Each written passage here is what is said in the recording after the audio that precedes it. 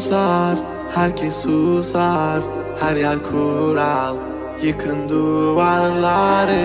Uğra, yanıma uğra, bir yazı tura, bükelim tüm kolları. Koy koy yeni bir kat, onu da geçeyim iyi bir fark. Zoruna gidenin dili kurak, kapalı kapıya çeneni tak. Boş ver geri topla, verdiğin değerin dili olsa. Kalbimi vurmuş gidiyorsan, acı diliyorsan ve de biliyorsan. Kızgın güllerin üstüne düşmüş dolunayım ben.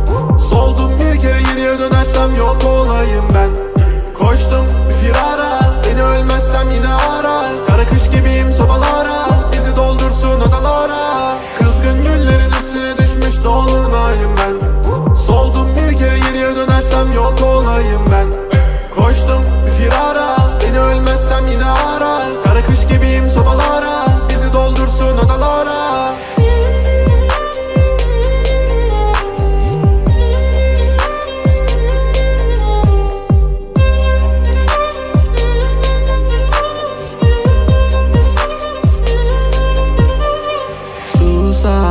Herkes susar, her yer kural, yıkın duvarları. Uğra, yanıma uğra, bir yazı tura, bükelim tüm kolları.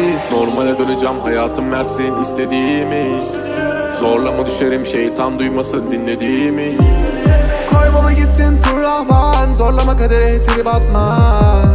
Trip atma, trip atma. Normale döneceğim, hayatım versin istediğimi. Zorlama düşerim, şeytan duymasın dinlediğimi.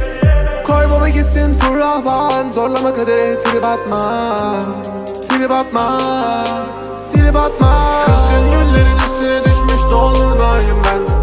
Soldum bir kere, geriye dönersem yok olayım ben. Koştum